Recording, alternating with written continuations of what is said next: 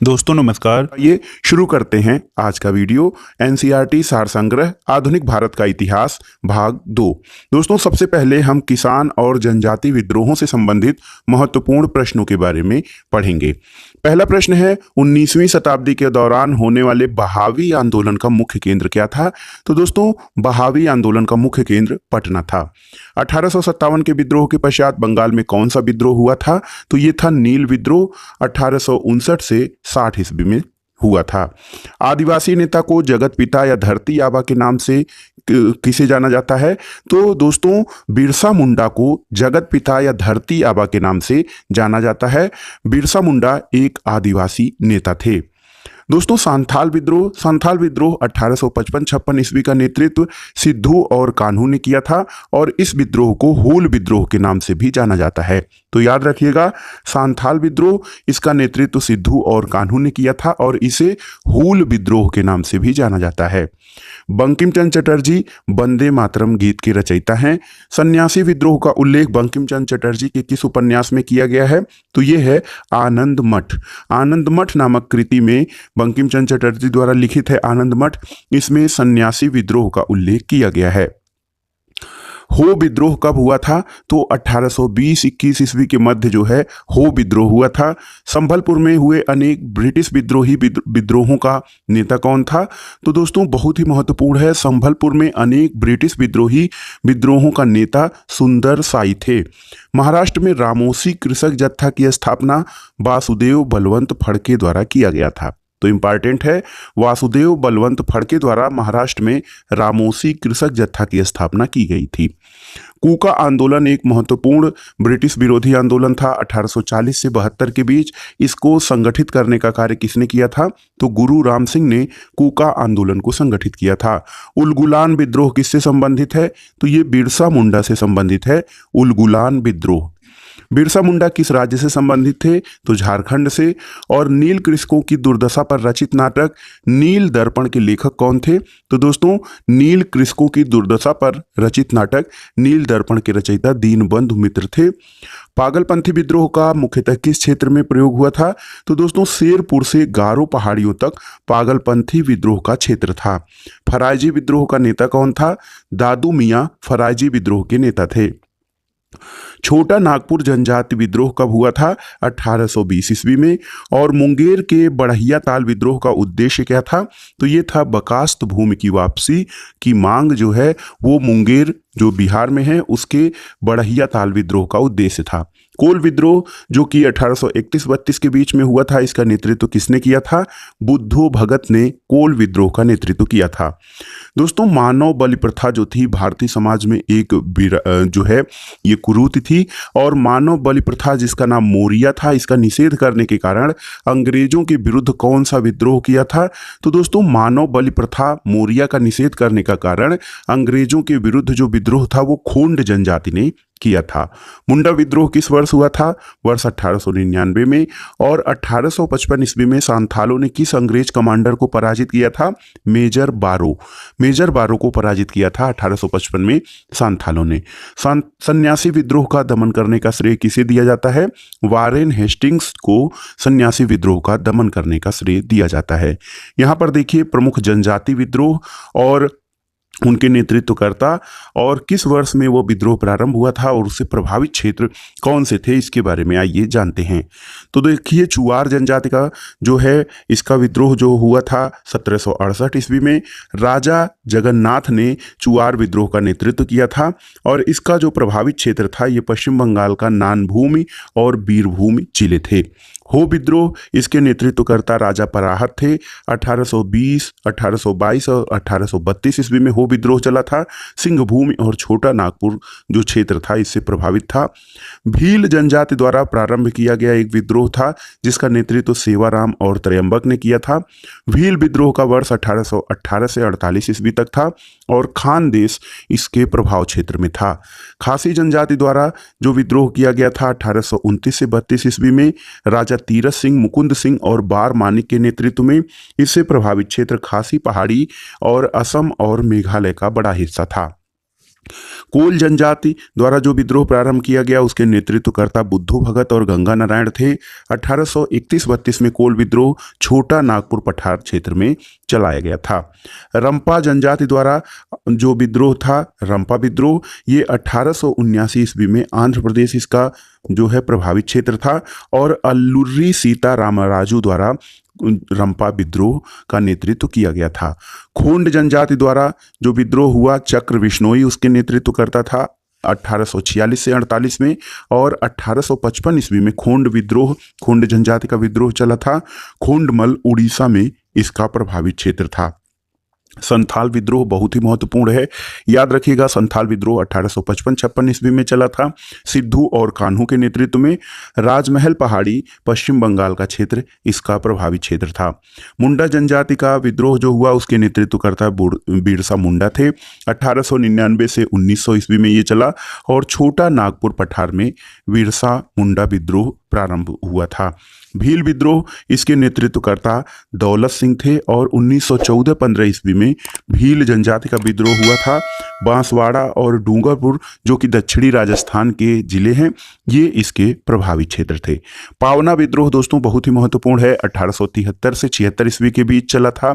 इसके प्रमुख नेता यानी पावना विद्रोह के प्रमुख नेता ईशान चंद्र राय, शंभुनाथ पाल और केशव चंद्र राय थे। बेलू थम्पी ने अंग्रेजों के विरुद्ध आंदोलन का नेतृत्व कहाँ किया था? केरल में। भीलों द्वारा मध्य प्रदेश और महाराष्ट्र में अंग्रेजों के विरुद्ध क्रांति प्रारंभ की गई थी। तो याद रखिएगा, भीलों द्वारा मध्य प्रदेश और महाराष्ट्र में अंग्रेजों के विरुद्ध क्रांति प्रारंभ की गई थी। गडकरी विद्रोह का जो केंद्र था वो कहाँ था? ये कोल्हापुर में था। जनजाति लोगों के लिए आदिवासी शब्द का प्रयोग सबसे पहले किसने किया था? दोस्तों, ठक्कर बापा, जिन्हें कि आदिवासियों का मसीहा भी कहा जाता है, इन्होंने जनजाति लोगों के लिए सबसे पहले आदिवासी शब्द का प्रयोग किया था। खैरवार आदिवासी आंदोलन किस वर्ष प्रारंभ हुआ था?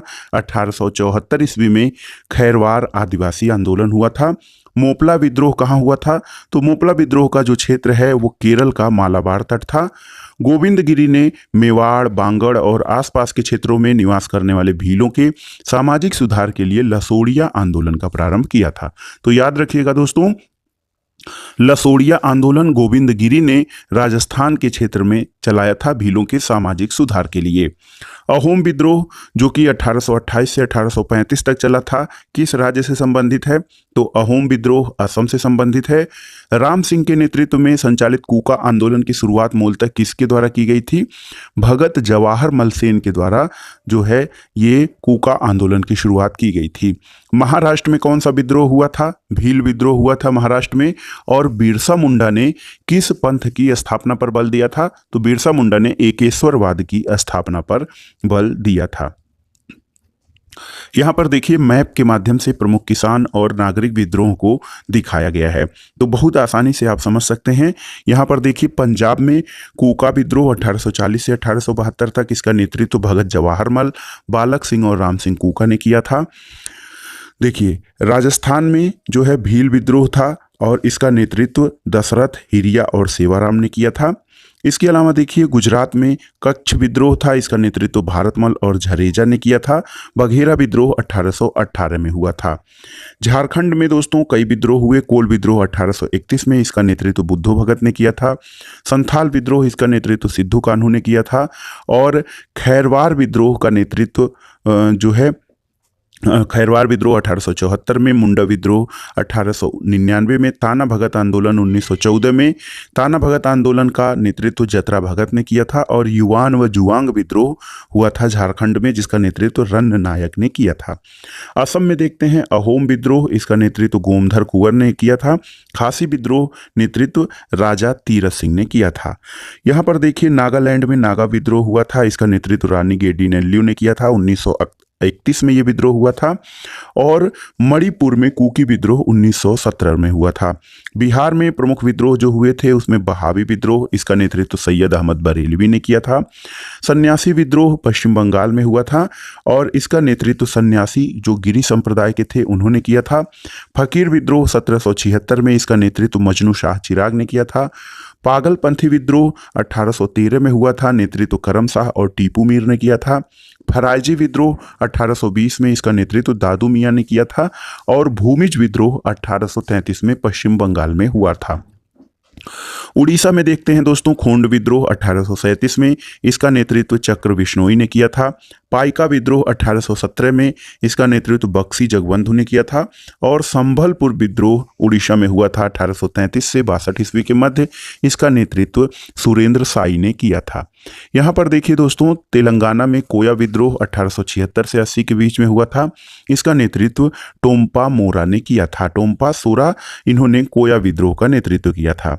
आंध्र प्रदेश का प्रसिद्ध रंपा विद्रोह है 1879 में, इसका नेतृत्व सीताराम राजू ने किया था। और चेचू आदिवासी आंदोलन 1920 में हुआ था, जिसका नेतृत्व मोतीलाल तेजावत ने किया था। महाराष्ट्र में दोस्तों जो महत्वपूर्ण विद्रोह है, गडकरी विद्रोह 1844 में, नेतृत्व बाबाजी अहिरेकर ने किया था। और गडकरी कौन थे? तो दोस्तों गडकरी जो थे वो मराठा किले के संरक्षक होते थे। पश्चिमी घाट पर रामोसी विद्रोह 1822 में, इसका नेतृत्व चित्तर सिंह बासुदेव और बलवंत फड़के ने किया था। और देखिए कर्नाटक में किट्टूर विद्रोह हुआ था 1824 से 29 के मध्य, इसका नेतृत्व चिन्नम्मा और रयप्पा ने किया था। तथा केरल में देखिए पालीगरों का विद्रोह 1801 ईस्वी में हुआ था, कट्टा यामान ने इसका नेतृत्व किया था। इसके अलावा गंजाम विद्रोह जो 1800 से 1805 ईस्वी के बीच हुआ था केरल में, इसका नेतृत्व श्रीकर भंज ने किया था। तो इस चार्ट के माध्यम से मैप के द्वारा आप समझ सकते हैं कि जो किसान और अन्य प्रकार के आदिवासी विद्रोह थे वो भारत के किन क्षेत्रों में थे और उनका समय काल क्या था, उनके नेतृत्वकर्ता कौन थे। दोस्तों गोगी नेगी रंगा बायकुलू, गोगी नेनी रंगा बायकुलू भारतीय स्वतंत्रता सेनानी, सांसद नेता तथा भारतीय किसान आंदोलन के पिता माने जाते हैं। याद रखिएगा GR बायकुलू। अब आइए देखते हैं विभिन्न किसान आंदोलन एक दृष्टि में। मोपला विद्रोह प्रथम चरण 1836 से 1854 के बीच में ये मालाबार क्षेत्र में प्रभावित हुआ था और KN हाजी इसके नेतृत्व करता थे। इसका कारण था कि अंग्रेजों द्वारा नई राजस्व व्यवस्था लागू करना। नील विद्रोह 1859-60 में चला था। बंगाल में दिगंबर विश्वास और विष्णु विश्वास इसके नेतृत्व करता थे। यूरोपीय लोगों द्वारा किसानों से बलपूर्वक नील की खेती करवाना इसका कारण था। पावना किसान विद्रोह 1873 से 76 ईस्वी में बंगाल में चला था और इसका नेतृत्व ईशान चंद्र राय, शंभुनाथ पाल और केशव चंद्र राय द्वारा किया गया था। और पावना विद्रोह का कारण था कि अधिक लगान और 1859 के अधिनियम के अंतर्गत मिली काश्तकारों की जमीन पर कब्जे के विरुद्ध षड्यंत्र और बेदखली। दक्कन विद्रोह 1874-75 ईस्वी में चला था। महाराष्ट्र के पूना, अहमदनगर, सोलापुर और सतारा जिले इससे प्रभावित थे। बाबा साहब देशमुख ने इसका नेतृत्व किया था और इसका कारण यानी दक्कन विद्रोह का कारण रैयतवाड़ी वाले क्षेत्र के किसान कर्ज अदायगी को लेकर महाजनों के जाल में फंस गए थे और कपास की गिरती कीमतें और अकाल के बावजूद लगान की दर में कोई कमी नहीं की गई, अपितु अधिक वृद्धि की गई थी। चंपारण सत्याग्रह 1917 ईस्वी में हुआ था। चंपारण, रामनगर, मोतिहारी, बेतिया और मधुबनी जिले इसके प्रभावित थे। महात्मा गांधी ने इसका नेतृत्व किया था और ये जो चंपारण विद्रोह था तिनकठिया प्रणाली के विरोध में किया गया था। खेड़ा सत्याग्रह 1918 ईस्वी में खेड़ा गुजरात में चलाया गया था। महात्मा गांधी और वल्लभ भाई पटेल ने इसका नेतृत्व किया था। इसका कारण था कि फसल बर्बाद होने के बावजूद सरकार द्वारा मालगुजारी वसूल किया गया था। अवध किसान आंदोलन 1920 में चलाया गया। प्रतापगढ़, रायबरेली, सुल्तानपुर और फैजाबाद इसके प्रभावित क्षेत्र थे। झिंगुरी लाल सिंह और बाबा रामचंद्र ने इसका नेतृत्व किया था और इसका कारण था अवैध लगान और बेदखली अधिनियम लागू हो गया था और अवध मालगुजारी संशोधन अधिनियम से लगान में बढ़ोतरी किए जाने के कारण अवध किसान आंदोलन प्रारंभ किया गया था। एका आंदोलन बाराबंकी, हरदोई, बहराइच और सीतापुर में चलाया गया था। मदारी पासी इसके नेतृत्व करता थे और इसका कारण था लगान में वृद्धि। मोपला विद्रोह का द्वितीय चरण 1921 ईस्वी में चलाया गया। मालाबार प्रभावित क्षेत्र था। अली मुदलियार मोपला विद्रोह के द्वितीय चरण के नेतृत्व करता थे। अधिक लगान और बेदखली इसके कारण थे। बारदोली सत्याग्रह 1928 ईस्वी में सूरत के बारदोली तालुका में चलाया गया था। सरदार वल्लभ भाई पटेल ने इसका नेतृत्व किया था और इसका कारण लगान में बढ़ोतरी था। पंजाब में किसान आंदोलन 1930 से 40 के मध्य चलाया गया। जालंधर, अमृतसर, होशियारपुर, लैलापुरा, शेखुपुरा इससे संबंधित क्षेत्र थे। और पंजाब में जो किसान आंदोलन चलाया गया था उसके नेतृत्वकर्ता सोहन सिंह भाकना, ज्वाला सिंह, तेज सिंह, मास्टर हरि सिंह आदि थे। भू राजस्व में कटौती, ऋणों के भुगतान में स्थगन, तात्कालिक कारण अमृतसर और लाहौर में भू राजस्व का पुनर्निर्धारण था और राजस्व का पुनर्निर्धारण, नहर कर आदि में वृद्धि पंजाब में किसान आंदोलन के प्रमुख कारण थे। तेभागा आंदोलन, तो तेभागा आंदोलन 1946 में चलाया गया था। दिनाजपुर, रंगपुर, जलपाईगुड़ी, मिदनापुर, 24 परगना जिले इससे प्रभावित थे। कंपाराम भवन सिंह और मूली सिंह ने तेभागा आंदोलन का नेतृत्व किया था। इसका कारण था कि बटाईदारों ने निर्णय लिया कि वे जोतदारों को आधे के स्थान पर 1/3 उपज देंगे। तेलंगाना आंदोलन 1946 से 51 के मध्य चलाया गया था। तेलंगाना में इसका सामूहिक नेतृत्व किया गया था लोगों द्वारा और निजाम, जमींदारों, साहूकारों और व्यापारियों के विरुद्ध संघर्ष इसका प्रमुख कारण था। दोस्तों, एक बहुत ही महत्वपूर्ण प्रश्न है, भारत की स्वतंत्रता के पश्चात चलाए गए भूदान आंदोलन का नेतृत्व किसने किया था? तो स्वतंत्रता के बाद चलाए गए भूदान आंदोलन का नेतृत्व विनोबा भावे ने किया था। अब आइए देखते हैं भारत में शिक्षा के विकास से संबंधित महत्वपूर्ण प्रश्न। व्यक्तिगत प्रयासों से सर्वप्रथम कलकत्ता में शिक्षा हेतु मदरसा की स्थापना किसके द्वारा की गई थी? वारेन हेस्टिंग्स के द्वारा। वर्ष 1784 में कलकत्ता में एशियाटिक सोसाइटी ऑफ बंगाल की स्थापना किसने की थी? सर विलियम जोन्स ने। दोस्तों, एशियाटिक सोसाइटी ऑफ बंगाल जो था इसके अधीन सर्वप्रथम भगवत गीता का अंग्रेजी में अनुवाद चार्ल्स विल्किंस ने किया था और कालिदास की प्रसिद्ध रचना अभिज्ञान शाकुंतलम का पहली बार अंग्रेजी में अनुवाद सर विलियम जोन्स द्वारा किया गया था। अगला प्रश्न है, वाराणसी में प्रथम संस्कृत महाविद्यालय की स्थापना किसने की? जोनाथन डंकन ने। और वर्ष 1800 में कलकत्ता में असैन्य अधिकारियों के प्रशिक्षण के लिए फोर्ट विलियम कॉलेज की स्थापना किसके द्वारा की गई थी? तो फोर्ट विलियम कॉलेज की स्थापना लॉर्ड वेलेस्ली द्वारा की गई थी। किस अधिनियम के द्वारा भारत में शिक्षा के प्रसार हेतु 1 लाख रुपए खर्च करने का अधिकार गवर्नर जनरल को दिया गया था? ये था चार्टर अधिनियम 1813 के द्वारा। आंग्ल प्राच्य विवाद यानी एंग्लो ओरिएंटलिस्ट कंट्रोवर्सी किससे संबंधित है? तो भारत में शिक्षा पद्धति लागू करने के तरीके से संबंधित है आंग्ल प्राच्य विवाद। भारत में शिक्षा के प्रसार हेतु आंग्लवादी यूरोपीय ज्ञान और अंग्रेजी भाषा के समर्थक थे, जबकि प्राच्यवादी जो होते थे ये भारतीय पारंपरिक ज्ञान और भारतीय भाषाओं के समर्थक होते थे। तो याद रखिएगा, भारत में जो आंग्लवादी थे ये यूरोपियन ज्ञान और अंग्रेजी भाषा के समर्थक थे, जबकि प्राच्यवादी जो ओरिएंटलिस्ट थे ये भारतीय पारंपरिक ज्ञान और भारतीय भाषाओं के समर्थक थे। शिक्षा के संबंध में विख्यात अधोमुखी निस्यंदन सिद्धांत यानी डाउनवर्ड फिल्ट्रेशन थियरी के प्रवर्तक कौन थे? तो ये थे ऑकलैंड।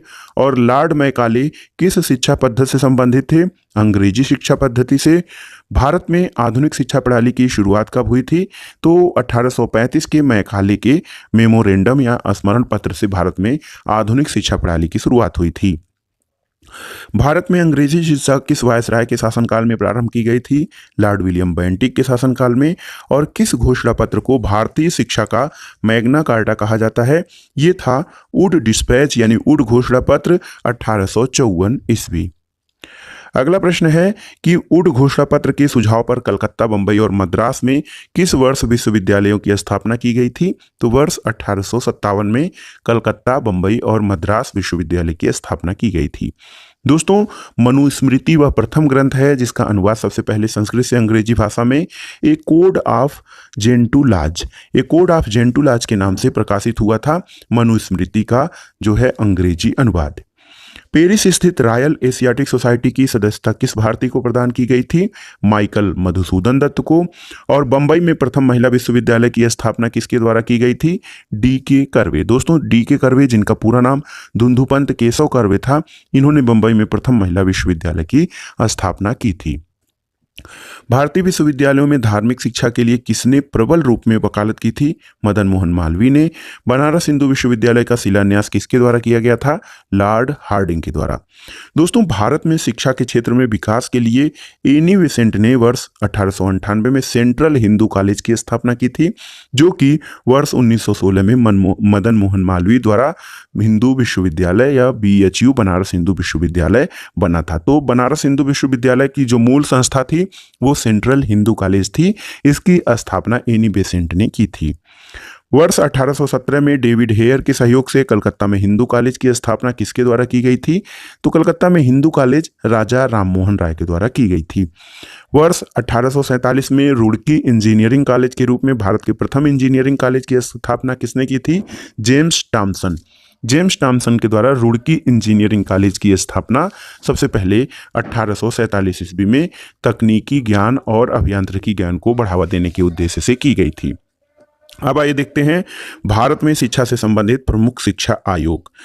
चार्ल्स वुड डिस्पैच 1854 ईस्वी में लॉर्ड डलहौजी के शासनकाल में, हंटर आयोग 1882 में लॉर्ड रिपन के शासनकाल में, रैले कमीशन या जिसको कि विश्वविद्यालय आयोग भी कहा जाता है 1902 ईस्वी में लॉर्ड कर्जन के शासनकाल में, सैडलर आयोग की स्थापना 1917 में लॉर्ड चेम्सफोर्ड के शासनकाल में, इंच कैप आयोग बहुत ही महत्वपूर्ण है 1923 में लॉर्ड रीडिंग के शासनकाल में, और ये देखिए हार्टोग समिति जो कि प्राथमिक शिक्षा से संबंधित थी 1929 ईस्वी में स्थापित हुई थी लॉर्ड इरविन के शासनकाल में। लिंडसे आयोग प्रौढ़ शिक्षा से संबंधित था 1929 में ये बना था, उस समय भारत के गवर्नर जनरल लॉर्ड इरविन थे। और सार्जेंट कमीशन जो था ये 1944 ईस्वी में लॉर्ड वेवेल के शासनकाल में गठित हुआ था। इसके अलावा स्वतंत्रता के बाद राधा कृष्णन आयोग 1948 में गठित हुआ था लॉर्ड माउंटबेटन के शासनकाल में। दोस्तों, महात्मा गांधी द्वारा एक वर्धा योजना चलाई गई थी 1937 ईस्वी में जो कि शिक्षा से संबंधित थी। अब आइए देखते हैं भारत में आधुनिक प्रेस का विकास या भारत में प्रेस के विकास से संबंधित महत्वपूर्ण प्रश्न। भारत का प्रथम समाचार पत्र द बंगाल गजट किस वर्ष प्रकाशित किया गया था? सन 1780 में जेम्स ऑगस्ट हिक्की के द्वारा भारत का प्रथम समाचार पत्र द बंगाल गजट प्रकाशित किया गया था। वर्नाकुलर प्रेस एक्ट किस वायसराय के समय में पारित हुआ था? लॉर्ड रिटन के शासनकाल में। और 1866 में ज्ञान प्रदायिनी पत्रिका का संपादक कौन था? नवीन चंद्र राय। भारत में सर्वप्रथम प्रेस सेंसरशिप किसने लागू की थी? लॉर्ड वेलेस्ली ने। और अल हिलाल तथा अल बलाग नामक पत्रिकाएं किसके द्वारा प्रकाशित की गई थीं?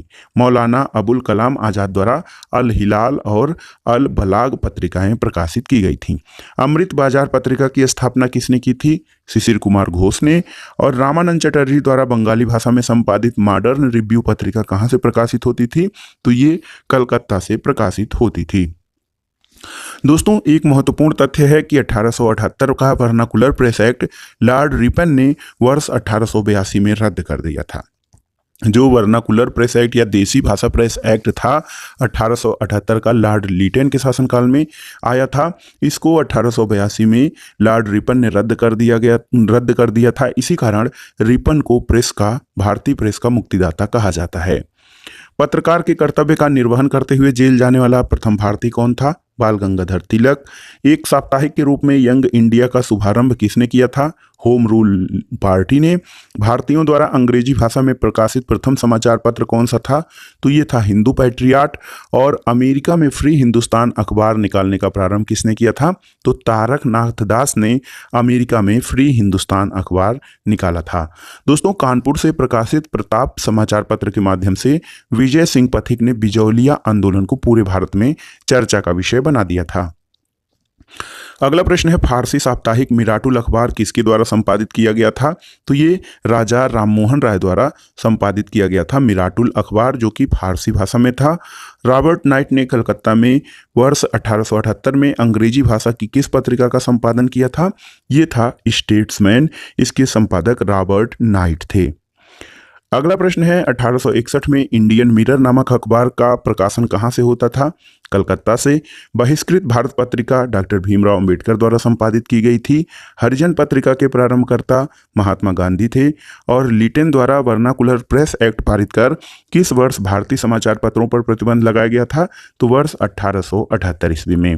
वर्ष 1920 में लाहौर से लाला लाजपत राय द्वारा उर्दू में वंदे मातरम समाचार पत्र का प्रारंभ किया गया था। अगला प्रश्न है, सोम प्रकाश नामक समाचार पत्र की शुरुआत किसने की थी? ईश्वर चंद्र विद्यासागर ने। और लीडर अखबार किस कार्य के लिए प्रसिद्ध था? उदारवादियों की नीतियों का प्रचार करने के लिए लीडर अखबार प्रसिद्ध था। अगला प्रश्न है कि अंग्रेजी साप्ताहिक पत्र वंदे मातरम के साथ किसका संबंध है? तो वंदे मातरम के साथ संबंधित हैं Aurobindo Ghosh. Vernacular press act 1878 का समर्थन किस पत्रिका ने किया था? तो ये पत्र था पायनियर। दोस्तों, नील आंदोलन का समर्थन करने वाली पत्रिका हिंदू पैट्रियाट का संपादक किसने किया था? तो हिंदू पैट्रियाट का संपादन हरीश चंद्र मुखर्जी के द्वारा किया गया था। स्वदेश वाहिनी नामक पत्रिका के संपादक कौन थे? के रामकृष्ण पिल्लई। और अंग्रेजी समाचार पत्र इंडिपेंडेंट किसके द्वारा प्रारंभ किया गया था? ये मोतीलाल नेहरू द्वारा प्रारंभ किया गया था। मराठी भाषा की पत्रिका केसरी के संपादक कौन थे? तो लोकमान्य बाल गंगाधर तिलक। और इंडियन नेशन अखबार का प्रकाशन कहाँ से होता था? ये पटना से प्रकाशित होता था। दोस्तों, कांग्रेस के प्रथम अधिवेशन के समाप्त होने के एक सप्ताह बाद कलकत्ता के समाचार पत्र द इंडियन मिरर ने लिखा था कि बंबई में आयोजित प्रथम राष्ट्रीय कांग्रेस भारत में ब्रिटिश शासन के इतिहास में एक महत्वपूर्ण अध्याय जोड़ती है। तो ये कथन है इंडियन मिरर का, जो कि भारतीय राष्ट्रीय कांग्रेस की स्थापना के प्रथम सम्मेलन के एक सप्ताह बाद प्रकाशित समाचार पत्र की टैगलाइन थी। दोस्तों, अंग्रेजी समाचार पत्र लीडर, जो कि उदारवादियों का मुख्य पत्र माना जाता था, इसका संपादन मदन मोहन मालवीय ने अभ्युदय पत्रिका के बाद शुरू किया था। तो लीडर का संपादन मदन मोहन मालवीय के द्वारा किया गया था। अब आइए देखते हैं प्रमुख समाचार पत्र और पत्रिकाएं तथा उनके जो संपादक हैं। तो बंगाल गजट 1780 ईस्वी में प्रकाशित हुआ था। जेम्स ऑगस्ट हिक्की इसके संपादक थे और कलकत्ता से ये अंग्रेजी भाषा में प्रकाशित होता था। बंगाल गजट 1816 में गंगाधर भट्टाचार्य द्वारा भी प्रकाशित किया गया, कलकत्ता से अंग्रेजी भाषा में। समाचार दर्पण 1818 में मार्शमैन द्वारा कलकत्ता से प्रकाशित किया गया था, बंगाली भाषा में। दिग्दर्शन पत्र 1818 में मार्शमैन द्वारा कलकत्ता से बंगाली भाषा में प्रकाशित किया गया था। संवाद कौमुदी पत्र 1821 में राजा राम मोहन राय द्वारा कलकत्ता में प्रकाशित किया गया था, बंगाली भाषा में था ये। मिराटुल अखबार आप जानते हैं फारसी भाषा में था, राजा राम मोहन राय द्वारा कलकत्ता से प्रकाशित किया गया था। बॉम्बे समाचार 1822 ईस्वी में फरदून जी मर्जबान द्वारा बंबई में गुजराती भाषा में प्रकाशित किया गया था। बंगदत्त 1830 ईस्वी में द्वारिकानाथ टैगोर और प्रसन्न टैगोर द्वारा कलकत्ता से बंगाली भाषा में प्रकाशित किया जाता था। जामे जमशेद ये 1831 में पीएम मोतीबाला द्वारा बंबई से फारसी भाषा में प्रकाशित समाचार पत्र था। रफ्टगोप्तार या जो है सत्यवादी, इसका हिंदी होता है रफ्टगोप्तार, 1851 में दादा भाई नौरोजी ने बंबई में गुजराती भाषा में प्रकाशित किया था। सत्यप्रकाश 1852 ईस्वी में करसोन दास मूलजी द्वारा अहमदाबाद में गुजराती भाषा में प्रकाशित किया गया था। हिंदू पैट्रियाट का प्रकाशन 1853 से गिरीश चंद्र घोष और हरिश्चंद्र मुखर्जी के संपादक में कलकत्ता से अंग्रेजी भाषा में किया जाता था। सोम प्रकाश जो था ये 1859 ईस्वी में, इसकी स्थापना ईश्वर चंद्र विद्यासागर ने की थी कलकत्ता में, और ये बंगाली भाषा में प्रकाशित होता था। इंडियन मिरर समाचार पत्र 1861 में देवेंद्रनाथ टैगोर और मदन मोहन घोष द्वारा स्थापित किया गया था, कलकत्ता से ये अंग्रेजी भाषा में प्रकाशित होता था। टाइम्स ऑफ इंडिया 1861 में अंग्रेजी प्रेस द्वारा बंबई में अंग्रेजी भाषा में प्रकाशित होने वाला समाचार पत्र था, जो आज भी प्रकाशित होता था है। इंदु प्रकाश 1862 में जस्टिस राणा डे द्वारा बंबई में मराठी भाषा में प्रकाशित या प्रारंभ किया गया था। नेटिव ओपिनियन 1864 में वीएन मांडलिक द्वारा बंबई से प्रकाशित किया गया था, अंग्रेजी भाषा में। पायनियर 1865 में ये अंग्रेजी प्रेस द्वारा प्रारंभ किया गया था, इसका प्रकाशन इलाहाबाद में अंग्रेजी भाषा में किया जाता था। कवि वचन सुधा आप जानते हैं 1867 में भारतेंदु हरिश्चंद्र द्वारा वाराणसी में हिंदी भाषा में प्रकाशित किया गया था। अमृत बाजार पत्रिका 1868 में मोतीलाल घोष और शिशिर घोष के द्वारा प्रारंभ की गई थी कलकत्ता में, और ये बंगाली भाषा में प्रकाशित होता था। मद्रास मेल 1868 में अंग्रेजी प्रेस द्वारा प्रारंभ की गई थी, स्थापित की गई थी मद्रास में अंग्रेजी भाषा में। बंग दर्शन 1873 में बंकिम चंद्र भट्ट द्वारा प्रारंभ की गई थी, कलकत्ता में ये बंगाली भाषा में प्रकाशित होता था। द ट्रिब्यून है 1881 से प्रारंभ होता है, सर दयाल सिंह मजीठिया इसके स्थापक थे, और लाहौर से यह अंग्रेजी भाषा में प्रकाशित होता था। हिंदी प्रदीप 1877 ईस्वी में ये स्थापित किया गया था बालकृष्ण भट्ट के द्वारा, और वाराणसी से इसका प्रकाशन हिंदी में होता था। हिंदू पत्र जो हिंदू समाचार पत्र है 1878 में वी या वीर राघवाचारी द्वारा प्रारंभ किया गया था मद्रास से अंग्रेजी भाषा में। बंगाली समाचार पत्र का प्रकाशन 1879 में एस.एन. बनर्जी यानी सुरेंद्र नाथ बनर्जी इसके संस्थापक थे। कलकत्ता में ये स्थापित था और अंग्रेजी भाषा में प्रकाशित होता था। बंगवासी 1881 में जोगिंदर नाथ बोस के द्वारा कलकत्ता में स्थापित किया गया था, ये बंगाली भाषा का पत्र था। मराठा 1881 में बाल गंगाधर तिलक द्वारा बंबई में अंग्रेजी भाषा में प्रकाशित किया जाता था। मराठा और केसरी बाल गंगाधर तिलक द्वारा थे, तो याद रखिएगा मराठा जो था अंग्रेजी भाषा में था और केसरी ये मराठी भाषा में प्रकाशित होने वाला समाचार पत्र था। इंडिया 1890 में इसकी स्थापना दादा भाई नौरोजी ने की थी बंबई में और ये अंग्रेजी भाषा में प्रकाशित समाचार पत्र था। हिंदुस्तान स्टैंडर्ड 1899 में सच्चिदानंद सिन्हा द्वारा स्थापित किया गया था, दिल्ली में अंग्रेजी भाषा में प्रकाशित होने वाला समाचार पत्र था। इंडियन रिव्यू 1900 में स्थापना हुई थी, G.A. नटेशन ने इसकी स्थापना मद्रास में की थी और ये अंग्रेजी भाषा में प्रकाशित होता था।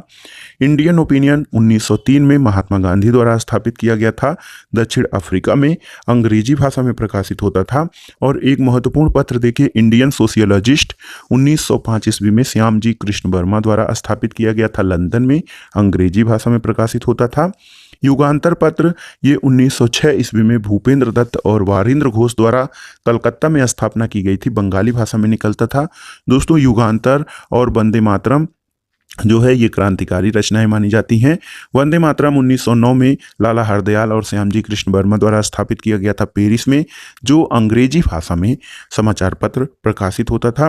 प्रताप की स्थापना 1910 में गणेश शंकर विद्यार्थी द्वारा की गई थी कानपुर में और ये हिंदी में प्रकाशित होने वाला समाचार पत्र था।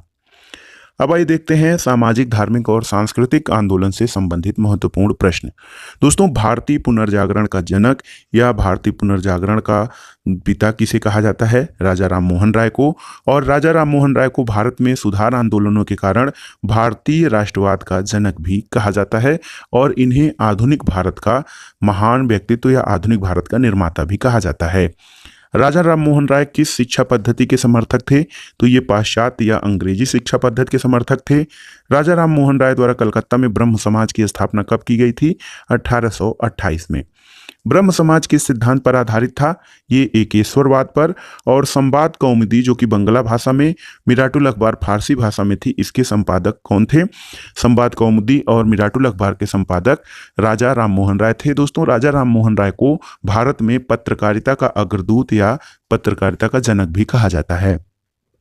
वर्ष 1815 में एकेश्वरवादी मत के प्रचार के लिए राजा राम मोहन राय ने किस संस्था का गठन किया था?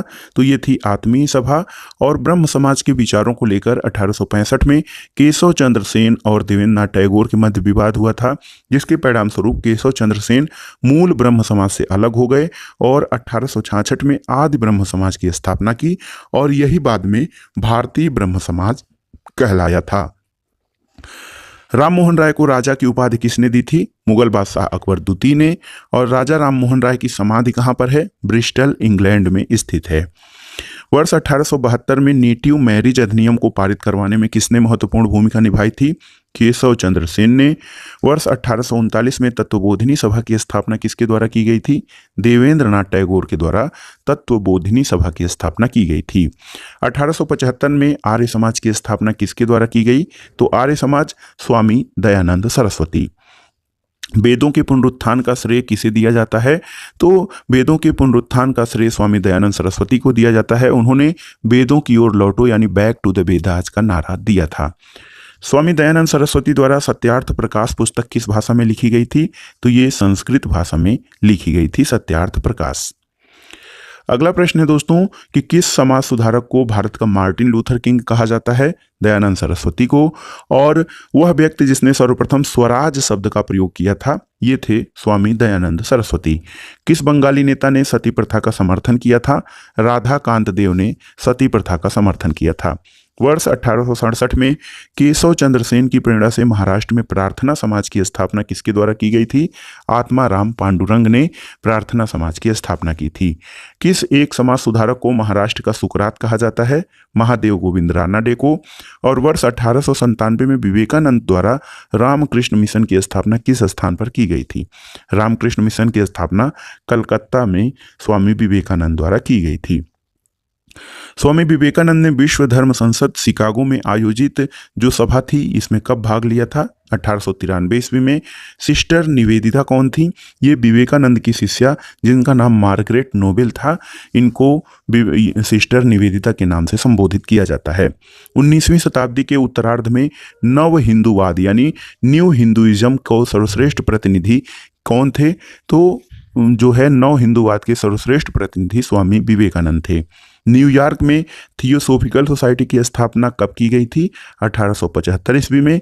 और भारत में थियोसॉफिकल सोसाइटी का मुख्यालय कहाँ पर खोला गया था? अड्यार मद्रास में।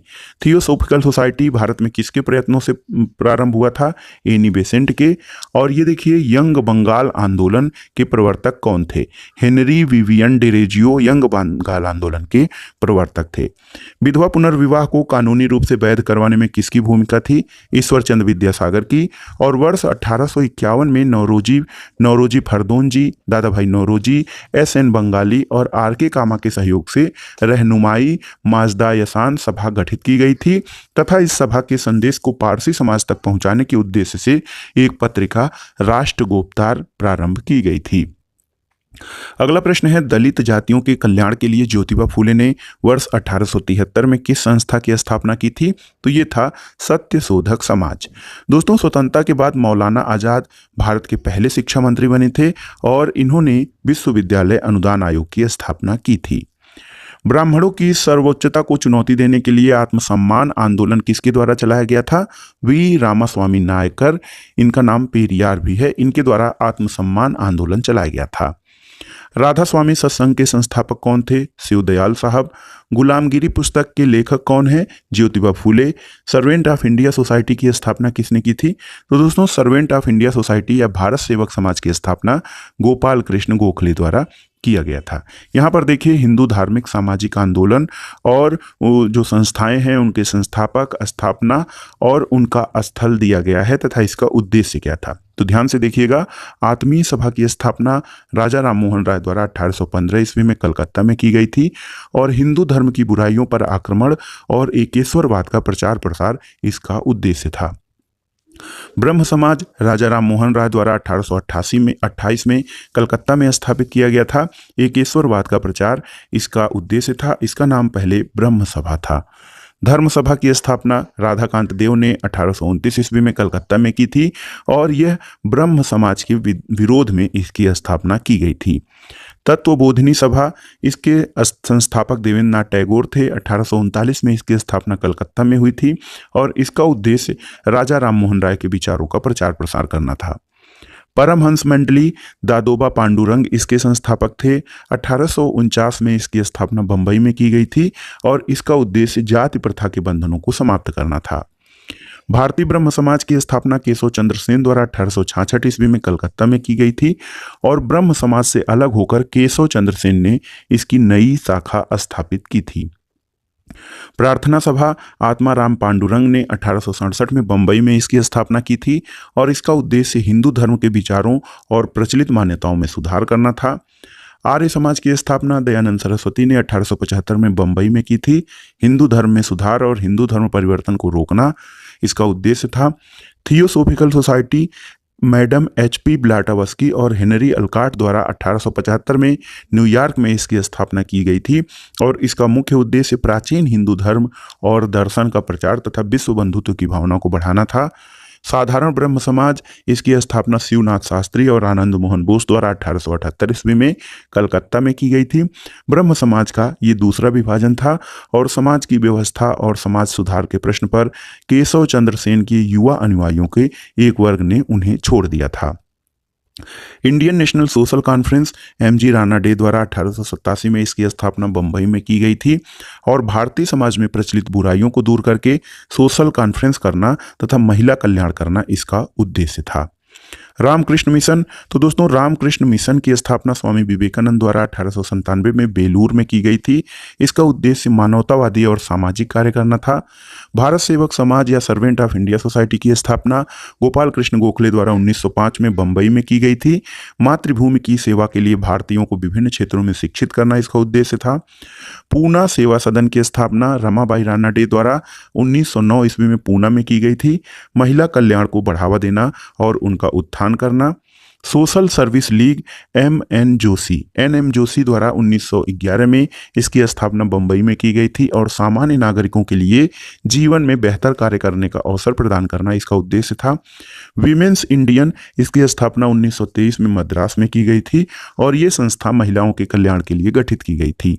रहनुमाई मजदा स्नान सभा, ये दादा भाई नौरोजी फरदून जी और एच.एस. बंगाली द्वारा प्रारंभ की गई थी बंबई में 1851 में, और इसका उद्देश्य पारसी और जरथुष्ट धर्म सुधार तथा सभी पारसी महिलाओं में आधुनिक चेतना का प्रचार प्रसार करना था। दोस्तों महाराजा खेतड़ी के सुझाव पर स्वामी विवेकानंद ने नरेंद्रनाथ दत्त से अपना नाम परिवर्तित करके स्वामी विवेकानंद कर दिया था।